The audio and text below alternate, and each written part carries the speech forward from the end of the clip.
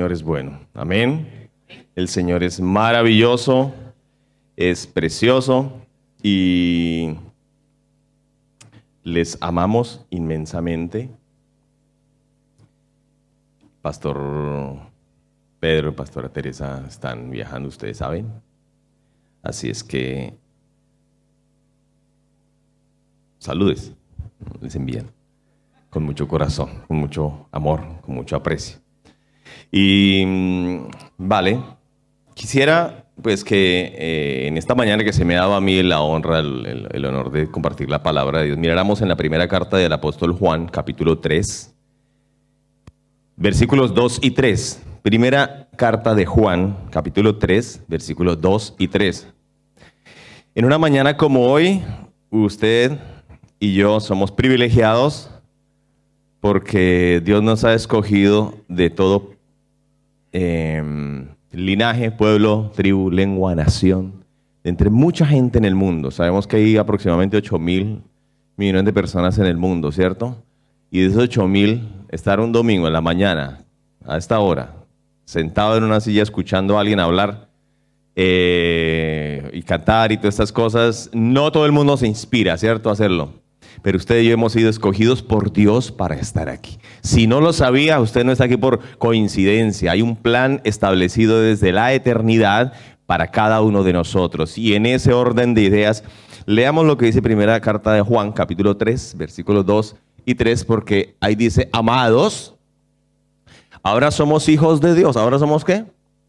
Hijos de Dios. Y aún no se ha manifestado lo que hemos de ser, hablando de un futuro, ¿cierto? Pero sabemos, o sea, tenemos la conciencia, sabemos esto, que cuando Él se manifieste, seremos semejantes a Él porque le veremos tal como Él es. Por eso, la frase que usted vio ahí, o el título fue, que usted vio antes, decía, tal como Él es, que es lo que quiero que quede usted en esta mañana en su mente consignada esa expresión. Tal como Él es, y por eso pedí que la colocáramos porque corresponde a este versículo. Antes de ir a lo bíblico, quisiera contarles la historia de un hombre que desde muy joven se entregó a Dios. Muy joven él, todavía siendo soltero, se entregó a servicio de Dios y toda su vida sirvió al Señor, toda su vida. Sirvió al Señor predicando fervientemente, siempre fue entregado, siempre fue animado, siempre fue un hombre ferviente, siempre estuvo en la brecha ahí, anunciando, salvando gente, todas esas cosas. Al final de sus días, en el país donde él estaba, empezó una persecución horrible contra el cristianismo. Y esa persecución horrible contra el cristianismo lo llevó a ser exiliado, a ser desterrado de su nación. ¿Ya? En los últimos días le llegaron noticias y tenía él 7 hijos. ¿Alguien aquí se puede sentir identificado? De pronto, bueno, yo tengo 6 hermanos, o sea que puede ser mi familia, ¿no? Pero todavía mi padre no está tan mayor, este hombre que yo les digo que desde joven siguió a Cristo, pero ya al final de sus días, a lo largo de los 80 más o menos así años, ya él fue desterrado y fue enviado al exilio. Entonces, después de algún tiempo le llegaron noticias de su familia, de sus 7 hijos, que él había criado en la iglesia, que él había formado, que él había enseñado. Solo 2 permanecían fieles. Todos se congregaban, todos iban a la iglesia eventualmente, tal cual. Pero de los 7, solamente 2. Y paradójicamente, el más fiel era el que menos recursos económicos tenía. O sea, era el más pobre, el más fiel, uno de los mayores, que también era el que había seguido sus pasos, pero él era el más pobrecito entre los 7 hermanos. Luego, uno de los menores, que también era de los fieles en la iglesia, no podía hacer demasiado porque era muy joven y no podía hacer demasiado en la iglesia, no le permitían ejecutar muchas cosas en la iglesia, aunque él seguía íntegramente en la iglesia. Los demás, de los demás, uno, aunque asistían a la iglesia eventualmente, los otros 5 Pero Dios, uno, asistía a la iglesia y se encargaba de enamorar a todas las chicas de la iglesia. Otro había conseguido una relación con un yugo desigual, así es que no permanecía en la iglesia mucho. Él iba, pero cuando tenía problemas en el hogar, pues no podía seguir y permanecía regular. Y el otro solamente era cristiano de domingo, iba y venía, pero no se involucraba ni se inculcaba en la obra de Dios para nada. El otro, el último, el menor, paradójicamente, era el que más dinero tenía, pero él era un cristiano solamente de nombre. Él creía que por su dinero él no necesitaba mucho de Dios porque era muy adinerado y era de los más jóvenes. Vea este panorama, 7 hijos. Este hombre había toda la vida servido a Dios. De los 7 solo 2 permanecían. Al final de sus días, a los 80 años, él estaba, 80, 90 años más o menos, 80, él estaba fuera de su país, desterrado, y le llegaron noticias no muy agradables de sus hijos. ¿Qué pensaría usted? Toda la vida le he servido a Dios. ¿Para qué? Y toda la vida le he servido a Dios. ¿Para qué? De mis hijos, el que más fiel, lo tienen mal, lo persiguen mucho y es el más pobre, no tiene recursos económicos, es el que está más mal. No le puedo ni ayudar, no puedo ayudarle en nada. ¿Qué pensaría usted si fuera su caso? Ahora, este pasaje que tomamos nosotros, lo escribió ese hombre. Me estoy refiriendo a Juan el apóstol. Y vamos a mirar en el libro del Apocalipsis a lo que me estoy refiriendo. Apocalipsis capítulo 1.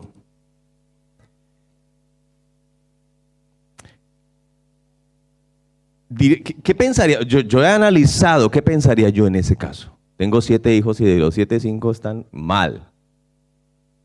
Solo 2, más o menos, el que es más fiel es el que le va más mal en la vida. O sea, no tiene dinero ni nada, o sea, le va mal, es el peorcito que hay que estar ayudándolo todo el tiempo. Pero es el más fiel, el que está metido ahí en la iglesia y de pronto por eso ni siquiera ha podido hacer nada en la vida porque todo el tiempo en la iglesia, todo el tiempo ahí, pero no tiene hombre ni futuro ni nada. Económicamente, financieramente.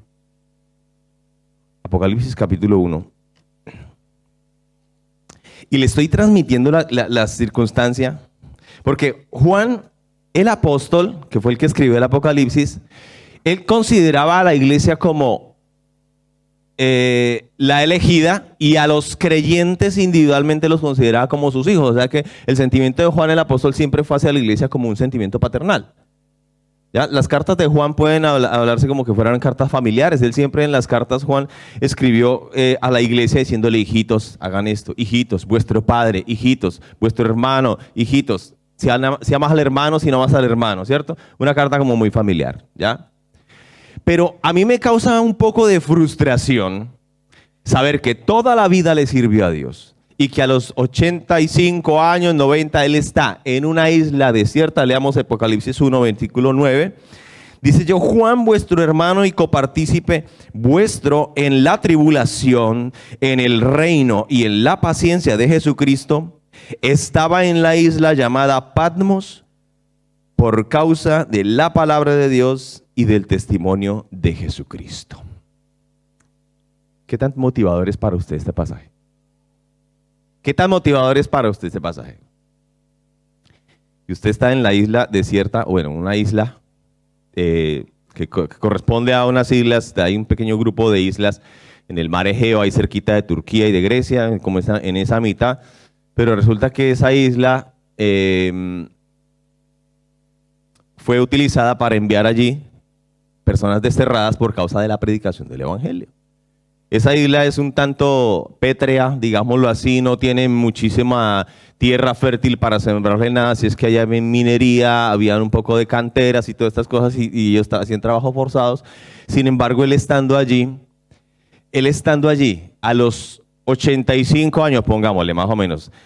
El pasaje que leímos, que es amados, ahora somos hijos de Dios y aún no se ha manifestado lo que hemos de ese pasaje fue escrito alrededor del 85 después de Cristo más o menos. O sea que cuando Juan escribió este pasaje, amados, aún no se ha manifestado lo que hemos de hacer. Él esperaba que él conociera de Jesús algo muy diferente a lo que él ya había conocido de Jesús. Porque Jesús fue conocido por Juan desde muy joven. O sea, Juan desde muy joven conoció a Jesús, me refiero, ¿no? Porque él era el discípulo amado, el discípulo más joven. Si puede usted saber quién conocía a Jesús más, era Juan. Pero vamos a mirar la situación actual entonces que Juan tenía. ¿Cuál era la situación actual que Juan tenía? En este caso dice aquí que él estaba preso por causa del Señor. Y en el capítulo 2 y 3 del Apocalipsis se encuentra el registro de esos 7 hijos, a quienes yo llamo aquí 7 hijos, son las 7 iglesias de Asia, porque él los consideraba como hijos. Cuando él escribió, aún no se ha manifestado lo que hemos de ser, y cuando él se manifieste le veremos tal como él es. Estaba siendo perseguido, pero todavía estaba en la iglesia. 5 años después fue enviado al destierro, que fue cuando escribió el Apocalipsis. Entonces alrededor del 90 después de Cristo él escribió el Apocalipsis. Pero él antes había dicho, algún día vamos a ver tal como es a Jesús, porque no lo conocemos de verdad tal como él es. O sea, él sabía que había conocido a Jesús, pero que todavía no lo conocía tal como él era. Pero Juan lo conocía bien. Ahora, ¿cómo percibes tú a Jesús? ¿Qué es Cristo para ti? Aquí hay diferentes opiniones. Todos tenemos diferentes pensamientos. Voy a pedirles que miremos una imagen del concepto común que se tiene acerca de Cristo. Casi todos cuando hablamos de Cristo pensamos en alguien que está crucificado. Ese es el concepto popular que hay acerca de Cristo. Cuando nos referimos a Cristo siempre pensamos, por ejemplo, cuando a alguien le va mal, lo maltratan mucho, lo golpean y dicen, no, quedó como un Cristo. ¿Por qué? Pues porque sabemos que la imagen común que se tiene de Cristo es esta. La más común. Cuando usted habla del cristianismo, piensa en una cruz. Cuando usted habla a nivel mundial, me estoy refiriendo acerca de Cristo, del cristianismo, la mayoría de la gente piensa en un hombre que fue profeta, pero que terminó crucificado. Allí, clavado, ensangrentado, aparentemente débil, en la peor de las vejaciones humanas. La Biblia dice que él fue desfigurado de los hombres y que él llegó a no parecer un ser humano. Así es que la imagen que se tiene comúnmente de Jesús, que nosotros, la que más se ha acercado, que es la Pasión de Cristo de Mel Gibson, que se hizo hace algún tiempo, aunque se aproximó a algo, no era totalmente, porque los romanos eran mucho más crueles que eso. Y ellos eran crucificados desnudos y todas estas cosas. O sea, habían muchos datos que allí no se pudieron colocar porque hubieran sido muy perturbadores tal vez tantas imágenes, pero a Cristo se le conoce como alguien así en la mayoría de las veces, ¿cierto? Un día alguien me dijo a mí, tu Dios para mí no me inspira nada. Sí, tu Dios, ese que está allá clavado en una cruz. Eso a mí no me motiva nada. ¿Tú crees que a mí me motiva tu Dios? Así me lo dijo una persona que obviamente era atea. Y yo le estaba hablando, bueno, del evangelio y todas estas cosas. Me dijo, ¿sabes que tu Dios a mí no me inspira? ¿Tú cómo crees que yo voy a creer en un Dios que está clavado en una cruz? Allá, vuelto nada, dejándose humillar de todo el mundo. Que se suponía que él tenía poder, pero... ¿poder de qué? Si se dejó colgar. ¿Tú crees que yo con tanto el poder como se suponía que él tenía, yo me hubiera dejado hacer lo que él se dejó hacer? Eso es un Dios débil. Yo prefiero creer en un Dios nórdico. Yo prefiero creer en un Dios del Olimpo. Pero yo no quiero creer en tu Dios que está clavado en una cruz. Para otra gente, asume que Jesús, bueno, ya sabe que él no se quedó en la cruz, que él resucitó. Y muchos asumen que Jesús, o prefieren tener a Jesús como alguien más humano cerca a nosotros. ¿Saben que él resucitó? Y ahí tenemos unas imágenes que quiero que ustedes vean también acerca del Jesús más comúnmente conocido. Porque hay quienes prefieren ver a Jesús como de esta manera más humano, ¿cierto? Y decir, no, él ya está vivo y nos identificamos con él. Como dijo un chico cuando no lo querían aceptar en un seminario para estudiar porque él tenía el cabello largo y entonces le dijeron tiene que cortarse el cabello. Y él le dijo, pero a mí me parece que ustedes creen en Jesús, y el sacerdote tenía en la parte de atrás una foto de Jesús. Según eso, es la historia, la verdadera historia. Y el chico le dijo, pero, y yo no puedo tener el cabello largo. Y le dijeron, no, ¿y por qué él sí puede? Y mostró a Jesús. No tuvo que responder el sacerdote, ¿no? Pero no sabemos, bíblicamente no nos dice tampoco que tuviera el cabello largo, ¿cierto? Tampoco que lo tuviera demasiado largo, porque eso es algo relativo. En el pueblo judío el cabello largo no era ese era normal, el cabello largo era más largo. Bueno, pasando eso, quiero decirle que para muchas personas la imagen de Jesús es más humana, la imagen de Jesús es más cercana a nosotros y prefieren entender y saben que Jesús resucitó, pero que Él se identifica, o nosotros debemos identificarnos con Él porque fue un ser humano como nosotros y como cada uno de nosotros. Por eso ha tenido tanta audiencia y hoy en día está tan famosa esa serie llamada The Chosen, ¿no? Porque se presenta un Jesús mucho más cercano, mucho más familiar, mucho más humano, que se ríe, que no le cuesta reírse. Yo no pedí una foto del actor de Chosen porque es que las fotos que hay siempre está riendo. Y me costó conseguir una donde no estuviera riendo. Y yo sé que el Señor reía, ¿no? Pues porque nosotros tenemos su imagen y semejanza. Pero esta es como más imparcial. Ahora, ¿cuál es tu percepción de Cristo? ¿Cuál es tu percepción de Cristo? Juan le conocía, déjeme decirle, Juan le conocía. Pero vamos a volver otra vez a la historia de Juan. Juan, toda su vida le sirvió al Señor. Oiga bien, toda su vida le sirvió al Señor. Y está a los 85 años diciéndole, usted no puede predicar más, se va desterrado para una isla. Luego ya en la isla, él está escribiendo el Apocalipsis. Y ahí en la isla, él está diciendo estas palabras: yo, vuestro hermano, estoy participando de los padecimientos por predicar la palabra y por el evangelio. Pero resulta que en ese tiempo llegaban entonces a los padres. Juan, en estas alturas de la historia, es el único apóstol que queda de los 12 apóstoles. Es el anciano, el único que queda, el último. Ya todos los demás han muerto, martirizados todos los demás. Con él no han podido. Juan sobrevivió a toda clase de castigos, de martirios. Sobrevivió milagrosamente, la tradición lo dice. Pero está aquí en una isla ahora él, solo.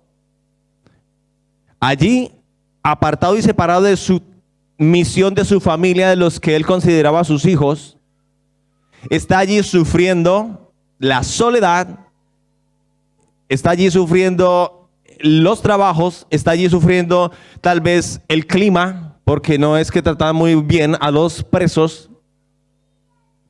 Y está allí preguntándose, yo me preguntaría eso: ¿de qué me ha servido todo esto? Las iglesias, él era el que estaba supervisando las iglesias, y esas 7 iglesias que están en el capítulo 2 y 3 del Apocalipsis son como las hijas de Juan, son como los hijos de Juan. Pero de esas 7 iglesias, miren, la situación que él veía era la siguiente. Lo resumí aquí. Esta prédica es como para 3 dominicales, pero no pasa nada. Éfeso era una iglesia hiperactiva, es decir, Éfeso, el hijo, digámoslo así, llamado Éfeso, se la pasaba en la iglesia en toda clase de actividades, pero su vida espiritual estaba hecha un fracaso. No oraba, no ayunaba, no hacía nada. Él estaba grave con Dios. Eso sí, hacía muchas cosas en la iglesia, pero su vida espiritual se había apagado. Esmirna, el hijo llamado Esmirna, era el más pobre de todos, era el más fiel. Se la pasaba en el fuego de Dios, sirviendo de corazón, pero él nunca podía dar todas las ofrendas que él quería porque no tenía nunca. Él tenía los zapatos tal vez rotos, él tenía la ropa tal vez que le prestaba a su hermano mayor. él no tenía recursos, estaba en una situación difícil, aunque él estaba todo el tiempo sirviendo a Dios. Él estaba activo, él estaba apropiado de la visión, pero nada. El hijo llamado Pérgamo fue el que se consiguió una noviecita que era del mundo y no hace sino para adentro y para afuera, invitándolo a hacer cosas que él no debe. Está en fornicación, se ha pervertido, va a la iglesia pero no se puede consagrar, no se puede entregar, no puede hacer nada. Y Juan empieza aquí a dolerle, a padecer. ¿Qué hice mal? Tiatira, peor, es de los que entra a la iglesia y entra a la iglesia a sacar a los jóvenes, a invitarlos al vicio, a invitarlos a la fiesta. Llega a la iglesia a conseguir las novias para llevarlas, a hacer las suyas y después olvidarse de ellas, dejarlas embarazadas o qué sé yo, dejar hijos por todo lado. Él es de los que está llevando el pecado a la iglesia, pero es hijo de Juan, el apóstol. Así es Tiatira, el que más pecado lleva a la iglesia. Al que uno tiene que decirle al otro, tenga cuidado con ese. ¿Es hijo de Juan el apóstol? Sí, pero mejor no se junte con él, porque lo va a pervertir. Pero va a la iglesia. Ese hijo llamado Sardis, que es el que quiere pero no puede. Él dice que es cristiano, pero ahora la verdad no se compromete con nada. Está de solo nombre. Está de solo nombre.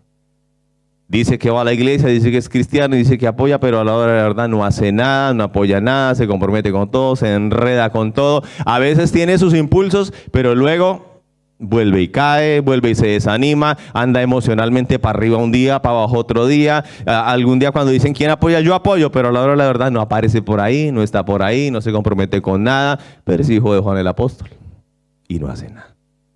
Tiene nombre de cristiano, pero realmente no hace nada, no es efectivo, no es eficaz. ¿Quiere hacerlo? Sí, él quiere hacerlo, pero no puede.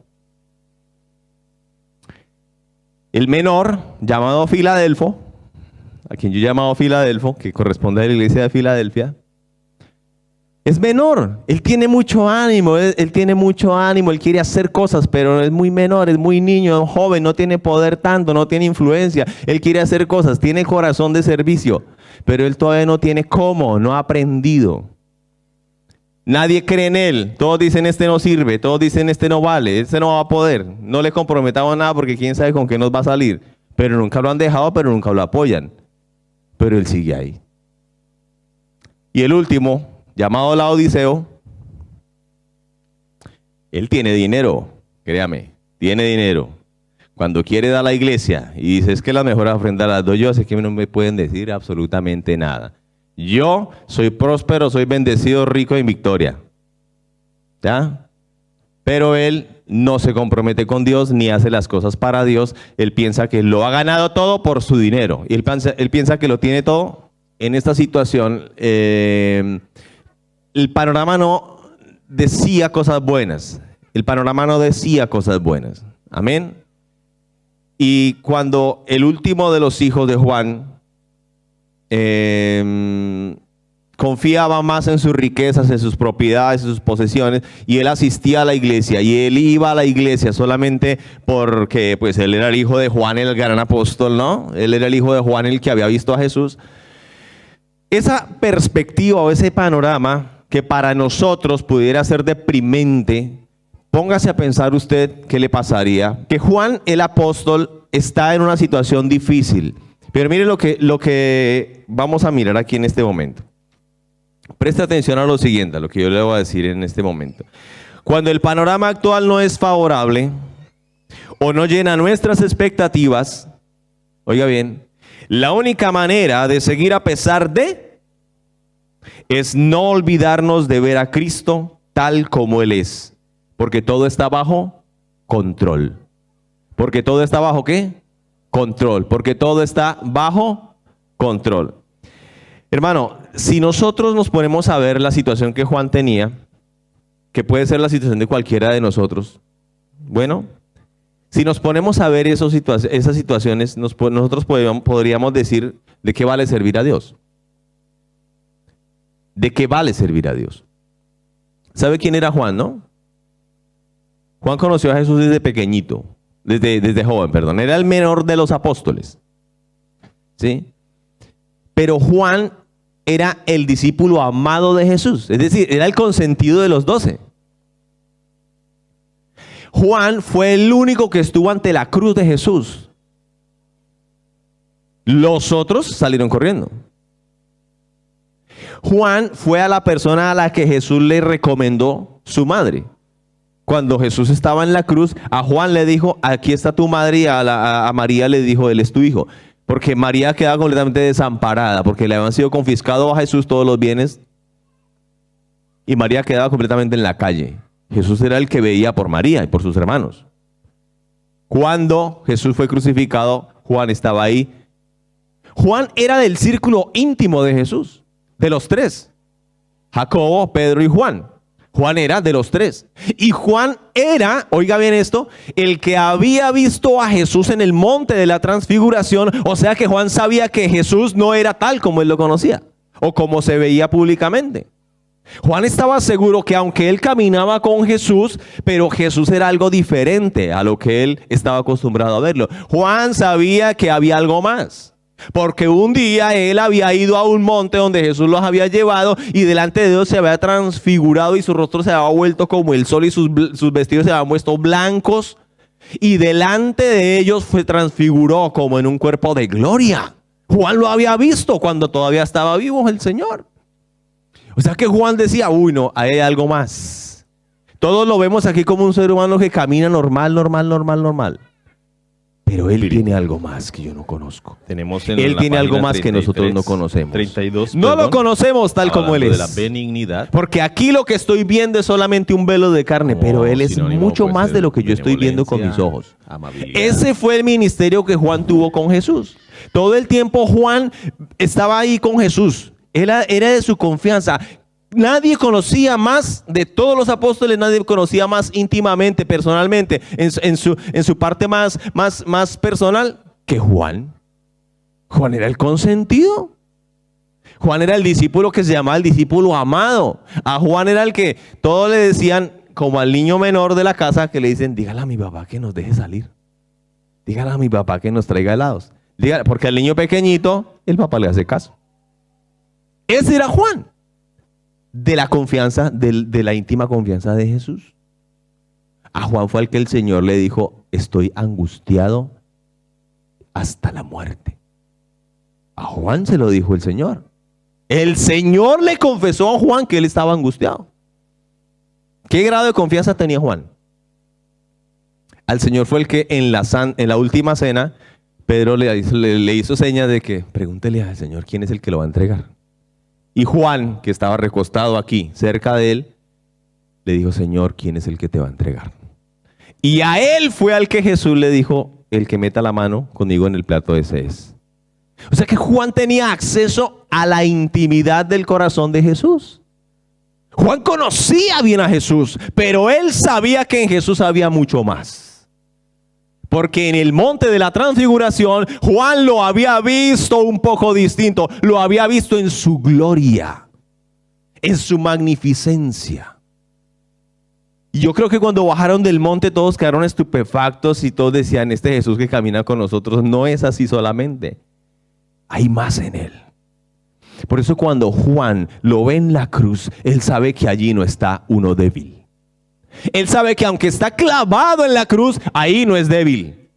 Él ha conocido y ha visto a Jesús en su poder, en su majestad, en el monte de la transfiguración. Lo ha visto allí lleno de gloria, con el rostro resplandeciente. Él sabe que aunque ha visto a Jesús y lo conoce de una manera muy personal y en lo más íntimo de su corazón, pero todavía hay más en Jesús que él no conoce. Por eso allí dice, amados, aún no se ha manifestado lo que hemos de ser. Pero cuando Él se manifieste, le veremos tal como Él es. Decir, aunque le hemos conocido 3 años y medio aquí en el ministerio, no lo conocemos tal como Él es. Hay más en Él. Hay cosas que no conocemos en Él. Yo lo vi en el monte de la transfiguración. Y Pedro también dice en la primera carta, capítulo 1, ¿cierto? También Pedro dice, lo vimos su gloria allá en el monte. Cuando se mostró ante nosotros y se transfiguró, vimos su gloria. Y ahí estábamos nosotros. Pedro lo dice ahí en la carta. su magnífica gloria. Y todavía no había muerto. Pero ahora Juan está aquí en una isla desierta o en una isla desterrado, con malas noticias de sus hijos. Y todo lo que él ha vivido durante 80 años sirviéndole al Señor, parece que se está yendo al garete. Porque las iglesias están siendo apóstatas, porque las iglesias están fornicando, porque las iglesias se están contaminando con el mundo, porque el que está más entregado no tiene ni dinero, ni está en la pobreza, está en la inmunda, como dicen por ahí. Aunque es el más consagrado y no tiene nada. Y él toda su vida sirviéndole a Dios está allá en una isla solo, con malas noticias de sus hijos. Y el que tiene más fuego y más ánimo, ni lo dejan hacer nada en la iglesia. Porque no creen en él, no confían en él, no tienen fe en él. Y es joven, no tiene poder de hacer nada. Y el que tiene más dinero, en vez de ayudar a los demás, se cree el chacho, se cree el que es el más, y se cree que con su dinero va a ganarse el cielo cuando ni siquiera Jesús está en su corazón, porque Jesús le está diciendo, ábreme la puerta, quiero entrar, cenar contigo. Es un panorama deplorable para una vida completa de ministerio. Yo me frustraría en ese caso. ¿De qué me ha servido? Voy a llegar a los 90 años. ¿Y de qué me ha servido todo esto? Juan era el último de los apóstoles. No quedaba más como él, de los que habían visto. Y en primera carta capítulo de Juan capítulo 1, él está diciendo que nosotros estamos hablando lo que hemos visto y oído. Primera carta capítulo 1 de Juan, capítulo 1. Aleluya. Dice lo que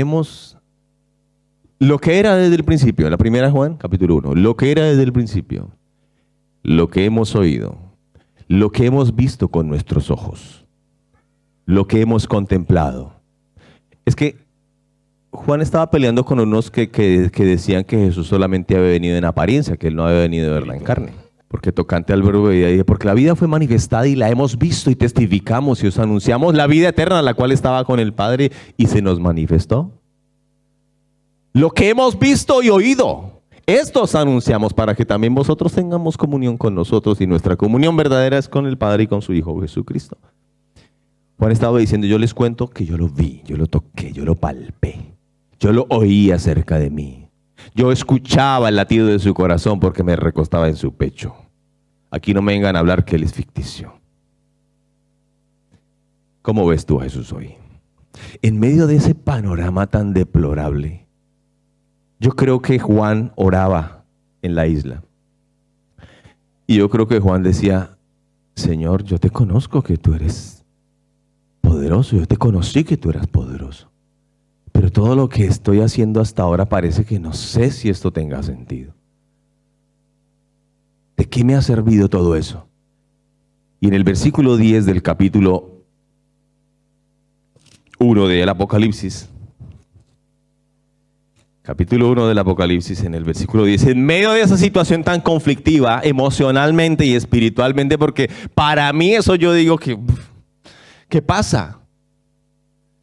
Hay malas noticias de las iglesias, los hijos no están haciendo lo que usted quisiera. Su vida de ministerio parece que no está teniendo mucho fruto.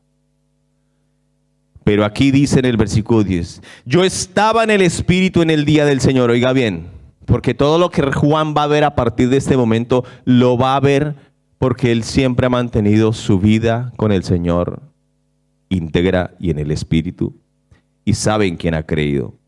En el día del Señor, y oí detrás de mí una gran voz como de trompeta, y decía, yo soy el Alfa y la Omega, el primero y el último. Escribe en un libro lo que has visto y envíalo a las 7 iglesias que están en Asia, a Éfeso, a Esmirna, Pérgamo, Tiatira, Sardis, Filadelfia, Laodicea.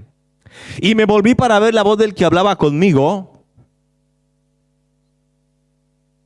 y vuelto vi 7 candeleros de oro. Y en medio de los 7 candeleros de oro vi a uno semejante al Hijo del Hombre, vestido de una ropa que llegaba hasta los pies, ceñido por el pecho con un cinto de oro, y su cabeza y sus cabellos eran blancos como blanca nieve, y como blancos como blanca lana y como nieve, sus ojos como llama de fuego, y sus pies semejante al bronce bruñido, refulgente como en un horno, y su voz como estruendo de muchas aguas. Tenía en su diestra 7 estrellas, y de su boca salía una espada aguda de 2 filos, y su rostro era como el sol cuando resplandece en su fuerza.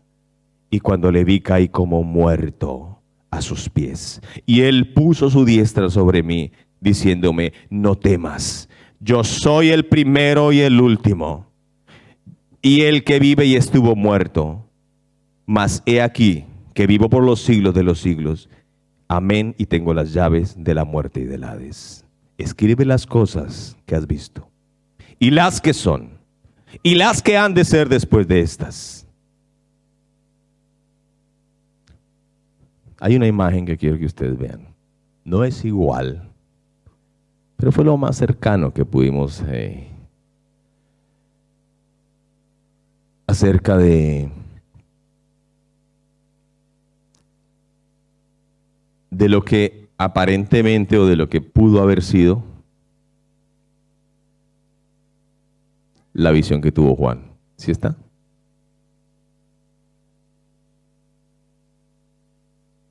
Eran 7 candeleros, cada uno representa a una iglesia. Era mucho más, no, es mucho más magnífica, claro que sí. Porque dice que cuando le vi caí como muerto, y que su rostro brillaba como el sol, y que sus ojos tenían como llama de fuego, y que de su boca salía una espada aguda. No la pudimos conseguir exacta, obviamente, porque es imposible, y su cinto de oro que ceñía su pecho, sus pies como el bronce bruñido. Pero yo quería que usted mirara eso solamente para que usted entendiera que fue la última imagen que se describió en la Biblia acerca de Jesús, de la apariencia de Jesús resucitado, glorificado, que fue lo último que Juan vio, que no era nada parecido a un Cristo crucificado, débil, sangrentado, que no era nada parecido a un ser humano débil, lleno de polvo, sus pies sucios de la tierra, de las calles, sus vestidos tal vez acabados. Lo que Juan vio era una imagen magnífica. Su voz como el estruendo de muchas aguas. Él sabía qué estaba diciendo porque él estaba en una isla cerca del mar Egeo. Y su voz era como el estruendo de muchas aguas. Y su rostro resplandecía como el sol, mucho más brillante que esto. Y en su diestra estaban las 7 estrellas, en su mano las 7 estrellas. Y Jesús lo que dice aquí: las 7 estrellas que has visto son los 7 ángeles de las 7 iglesias. Mire lo que dice ahí en el versículo 20. El misterio de las 7 estrellas que has visto en mi diestra y de los 7 candeleros de oro. Las 7 estrellas que son los ángeles de las 7 iglesias, y los 7 candeleros que has visto son las 7 iglesias. Oiga bien esto. Y quiero que usted se quede con la siguiente idea, no con la imagen, porque lo que sí quiero es que usted entienda que el Señor ya no está en la cruz. Débil ya no está en la cruz. Nunca estuvo débil en la cruz. Aunque dice la Biblia que Él fue crucificado en debilidad, pero porque se sometió a nuestra debilidad. Quiero que usted entienda que Él siempre ha sido poderoso y siempre lo será. Y que Él siempre está, como vieron la imagen ahí en medio de los 7 candeleros, que son las 7 iglesias, que son los 7 hijos de Juan, alegóricamente, que yo tomé en esta mañana. Y que usted entienda que Él siempre tiene todo bajo control allí. Que Él se mueve en medio de las 7 iglesias. A pesar de que esas iglesias no son lo que usted y yo le podemos considerar como algo agradable. ¿Qué hubiéramos dicho nosotros en esos casos cuando hubiéramos visto esa situación de las iglesias? ¿Qué hubiéramos dicho nosotros cuando vemos que la iglesia de Teatira es solamente pecado y mundanalidad y se ha apostatado? Me parece interesante porque Jesús le envió un mensaje a cada uno de los ángeles de esas iglesias, o sea, a cada uno de los hijos de Juan, digámoslo así, a cada uno de los pastores de las iglesias. Y Jesús con eso le está diciendo: Juan, tú has hecho lo tuyo, déjame que yo haré lo mío con ellos. ¿Cuántos hijos de los que tú tienes no vienen a la congregación? cuántos sí, cuántos no. Toda tu familia está consagrada. Gloria a Dios. Pero todavía faltan todos tus hijos, todo lo que tú has servido al Señor. ¿Te has preguntado para qué? Si yo estoy aquí, ¿y mis hijos dónde están? ¿Y mi familia dónde está? ¿Y mi tío, mi mamá, mi padre, qué sé yo? Pero el Señor dice, tú me lo has entregado. Me lo has entregado. Me pertenecen porque me lo has entregado. Haz lo tuyo, que yo me encargaré de ellos. Juan tenía 7 hijos.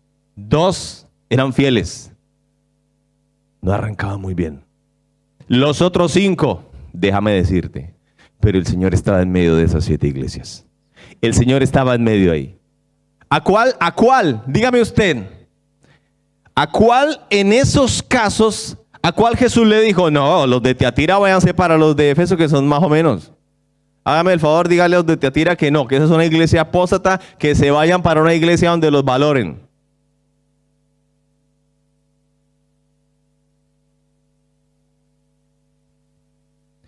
Jesús nunca dijo que alguna de esas iglesias eran del diablo. ¿O sí? Yo tengo las 7 estrellas están en mi diestra. Los 7 pastores, que eran los ángeles de las iglesias, están en mi diestra. Es decir, yo soy el que los guío, los dirijo y les digo, y yo veré con ellos cómo los guío, cómo los corrijo, cómo les digo y cómo les hablo. Porque a cada una le envío un mensaje. Lea 2 y 3 de Apocalipsis. A cada una le envío un mensaje. Escribe el ángel de la iglesia en Éfeso y dije, yo conozco tus obras, que eres tu arduo trabajo y paciencia, y que has esforzado y te has trabajado todo, pero has dejado tu primer amor. Mira por tanto de dónde has caído y arrepiéntete y haz las primeras obras, si no vendré pronto a ti, quitaré tu candelero de su lugar si no te hubieras arrepentido. ¿Ve? Dios trata con cada uno. Sí, con ese hijo que no quiere venir a la iglesia, hermano, Él trata con él. Y le dice a la iglesia en la Odisea, yo conozco que tú no eres ni frío ni caliente. Que tú dices, soy rico y me he enriquecido y de ninguna cosa tengo necesidad, pero no sabes que eres un desventurado, miserable, pobre, ciego y desnudo. Mira por tanto de dónde has caído. Compra de mí oro refinado, compra de mí colirio para tus ojos. Vístete con vestiduras santas, blancas. Yo estoy a la puerta y llamo, pero el Señor trata con ellos. El Señor a ninguno, ni siquiera Tiatira, que es la más apóstata, ni siquiera Pérgamo, que es el que anda en yugo desigual ahí con novios del mundo. El que tiene oído, oiga. A ninguno le dijo, eres del diablo, es un mundano, está condenado, está perdido. Todas esas iglesias el Señor dijo, estoy en medio de ellas, porque Juan dice, vio a Jesús en medio de los 7 candeleros, pero él lo vio allí. ¿Y sabe qué significa todo eso? Todo eso es un simbolismo, todo lo que vio en Jesús. Los ojos como llama de fuego son los ojos que entran y perciben y escudriñan la mente y el corazón. O sea, el Señor a cada uno le envió un mensaje y le dice, yo conozco que estás haciendo, aunque todos piensen que tú no lo haces, aunque creas que no se dan cuenta de lo tuyo, yo conozco tu mente y tu corazón, te escudriño porque mis ojos son como llama de fuego. A Tiatira le dice, el que tiene pies como de bronce bruñido. ¿Sabe qué significa el bronce? Juicio.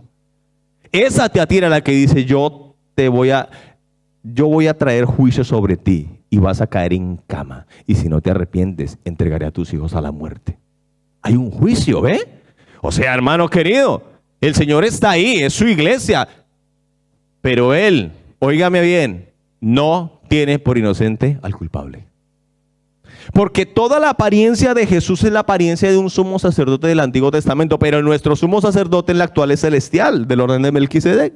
Es en la actual. Como Jesús es en la actualidad, fue como Juan lo vio allí luego de estar resucitado. Él ya no está en la cruz, aunque nunca fue débil, ni siquiera en la cruz. Cuando Pedro sacó la espada y le quitó la oreja a Malco, Jesús con todo el poder concentrado, con todo el poder del universo allí, concentrado en un cuerpo humano, con toda la magnificencia del dueño de la creación, del que dijo sea la luz y fue la luz. Allí en ese cuerpo recoge la oreja y se la pone a Malco y luego se deja esposar para que lo lleven al concilio. Él nunca fue débil. ¿Qué le dijo a Pedro? Pedro, ¿qué te pasa, tío? ¿Tú no crees que yo puedo pedir en este momento a mi Padre más de 72,000 ángeles y no me los negaría? Jesús nunca fue débil, hermano. Nunca fue débil. Nunca le veas como débil. Fue en la cruz porque quiso entregar su vida por nosotros. Pero su poder siempre ha sido el mismo, magnífico y grande en poder. Él siempre ha estado bajo el control y con el control y el dominio de todas las cosas. ¿Por qué temes cuando ves las cosas difíciles? ¿Por qué temes? Jesús no dijo a nadie que saliera de allí y se fuera para otra, ni para Esmirna ni Filadelfia, porque son las dos más santas.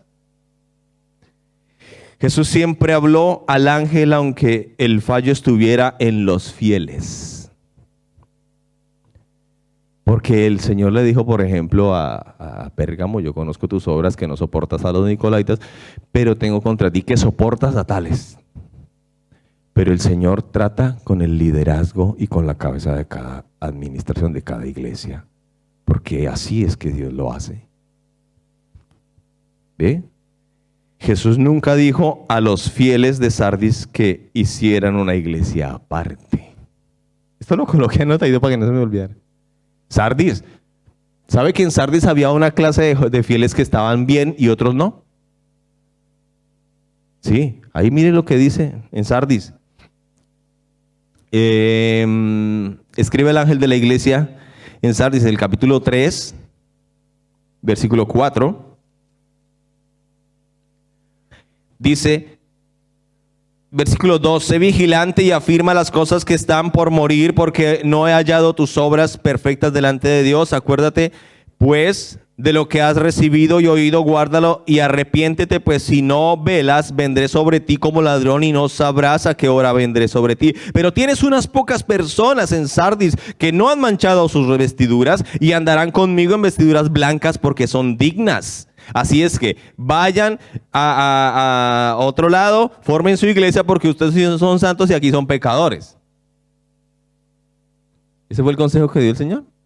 ¿Y por qué a nosotros se nos ocurren esas locas ideas? Porque nos creemos más santos que Dios. ¿No le parece a usted? Porque nos creemos más santos que el sabio de los santos, el santo de los santos. Pero Jesús nunca dijo eso. Solo el Señor quiere que entiendas que Él tiene siempre la última palabra. Tus hijos están en las manos de Dios. Estén aquí o no estén aquí, Él va a tratar con ellos. Tu familia está en las manos de Dios. Esté aquí o no esté aquí, Él va a tratar con ellos. Todos los hijos de Juan fueron, las iglesias de Juan conocieron en un tiempo al Señor, pero algunas se fueron a desviar. Pero el Señor trata con cada uno de ellos. Es necesario que usted y yo conozcamos al Señor tal y como Él es. ¿Sabe cómo Él es? Magnífico, glorioso, siempre vencedor. Él es el campeón, nunca ha perdido una batalla. Siempre tiene la última palabra. Él siempre está al contacto y al conocimiento de todas las cosas, aunque para nosotros parezcan caídas, frustrantes, de derrota, aunque parezca que has perdido tu tiempo, aunque parezca que esto no vale para nada, que esto no sirve para nada.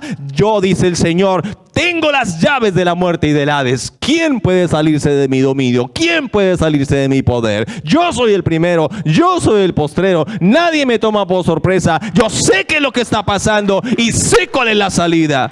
Todo está bajo su control. Pero si le ves tal como Él es, ya no le veas más débil.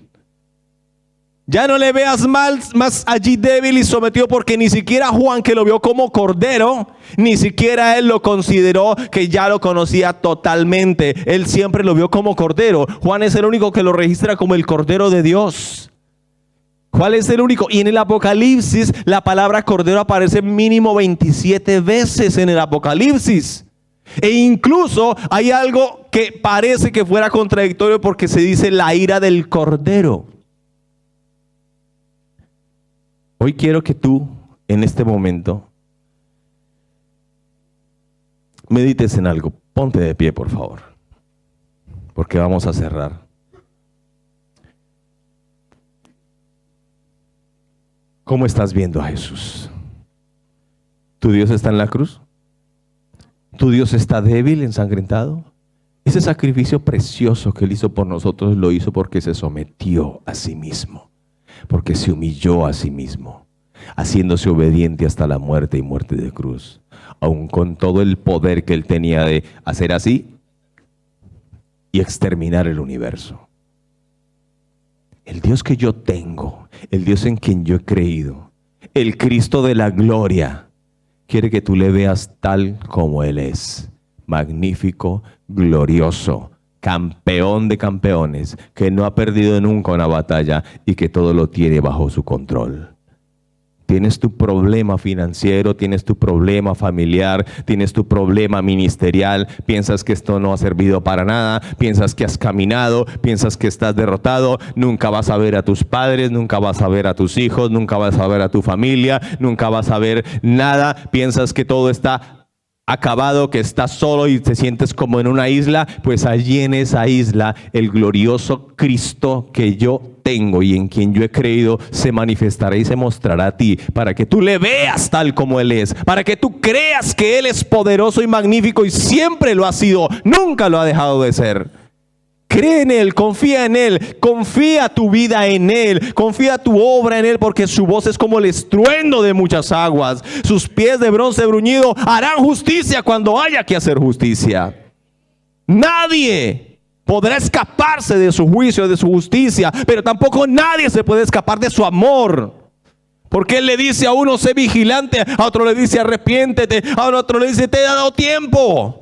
A otro le dice, sigue adelante, que nadie tome tu corona, sé fiel hasta la muerte, soporta, aguanta, persevera. Él lo tiene bajo su conocimiento, Él lo tiene bajo su dominio. Solo te voy a pedir que en este momento le digas, Señor, muéstrame tal como tú eres. Muéstrame, Señor precioso, la verdadera magnificencia que hay en ti. Perdóname si te he visto débil, perdóname si te he visto derrotado, si he pensado que tú ya no puedes ayudarme a salir de esta situación. Perdóname si yo he pensado tal vez que esto aquí se acabó y que esto fue hasta donde yo vine. Ni siquiera el hombre que entregó toda su vida a Dios y en el momento más frustrante dejó de creer, porque dice, yo estaba en el Espíritu y estaba en el día del Señor. Nunca te salgas del Espíritu, porque ahí está la victoria. Nunca te salgas del Espíritu. Dile al Señor en este momento.